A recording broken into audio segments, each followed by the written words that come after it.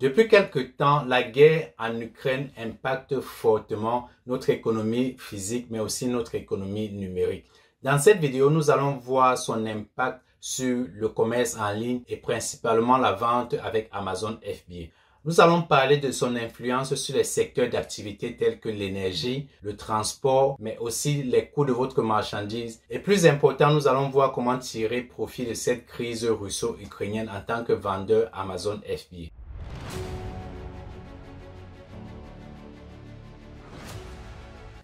Salut, je suis Alban, expert e-commerce, et dans cette chaîne-ci, je partage les astuces et les stratégies qui vous permettront d'être de meilleurs vendeurs sur Amazon FBA et atteindre votre indépendance financière.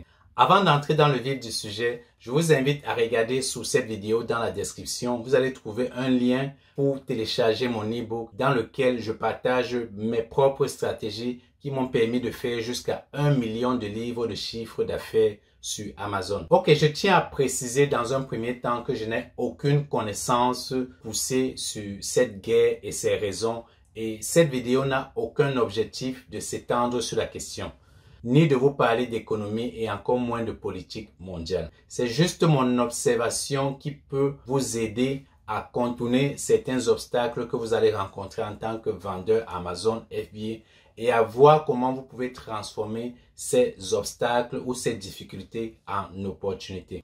Alors nous allons commencer avec le premier point qui est celui de l'énergie. Si vous êtes comme moi, peut-être que vous ne regardez pas la télévision, vous ne regardez pas le journal et vous n'êtes peut-être pas très présent sur les réseaux sociaux. Mais tôt ou tard, certaines informations viennent toujours vous trouver et donc vous savez forcément que la plupart des pays européens s'alimentent de leur gaz et de leur pétrole en Russie. Et à cause de cette crise russo-ukrainienne, les prix ont flambé, ont fortement augmenté, ce qui a un impact en général sur le transport. Et en particulier pour l'e-commerce, il a encore beaucoup plus augmenté et nous avons constaté à cause du prix du kérosène qui a augmenté que le fret aérien a drastiquement réduit ses vols. Nous pouvons constater une diminution des vols chez FedEx d'environ 16% en un mois, chez UPS d'environ 9% et chez DHL d'environ 20%. Alors tout ceci signifie tout simplement que les prix du transport aérien a également beaucoup augmenté. Si vous voulez faire venir votre marchandise de la Chine pour l'Europe, vous allez constater ces derniers temps-ci que les prix ont flambé. Et donc, je me suis renseigné également auprès de certains transitaires et heureusement, le prix du transport terrestre n'a pas vraiment augmenté. Et généralement, les trains qui quittent la Chine pour l'Europe passent forcément par la Russie. Mais ils m'ont rassuré en fait que si les trains ne s'arrêtent pas en Russie, il n'y aura pas d'impact sur le temps du transport. Mais pour les trains qui vont s'arrêter en Russie, ça peut vraiment causer un problème. Donc, renseignez-vous auprès de votre transitaire pour savoir si les trains s'arrêtent en Russie ou en Ukraine lors de leur passage de ce côté-là, lorsqu'ils vont venir livrer votre marchandise. Alors, en tant qu'importateur, en tant que vendeur Amazon FBA, si vous avez toujours fait passer votre marchandise par le fret aérien, vous pouvez cette fois envisager de doubler les quantités de votre marchandise et de passer par le transport terrestre ou encore le transport maritime qui est beaucoup plus safe. L'avantage d'utiliser cette stratégie, c'est que vous pouvez avoir le prix de votre marchandise beaucoup plus moins cher que d'habitude. Et l'inconvénient, c'est que vous allez attendre beaucoup plus longtemps pour obtenir votre marchandise.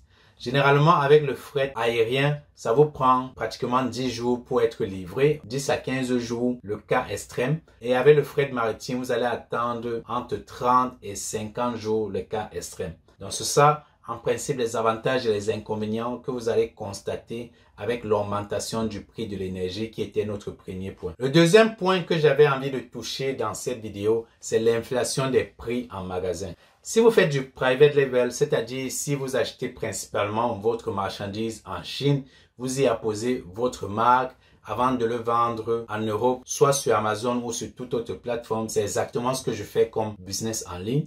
Alors, vous allez peut-être vous sentir ne pas être concerné par l'inflation sur les matières premières ou encore les prix de l'alimentation dans les magasins. Mais en réalité, ce que je vais vous dire, c'est que l'inflation ne touche pas seulement l'alimentation, mais ça touche également les matières premières industrielles.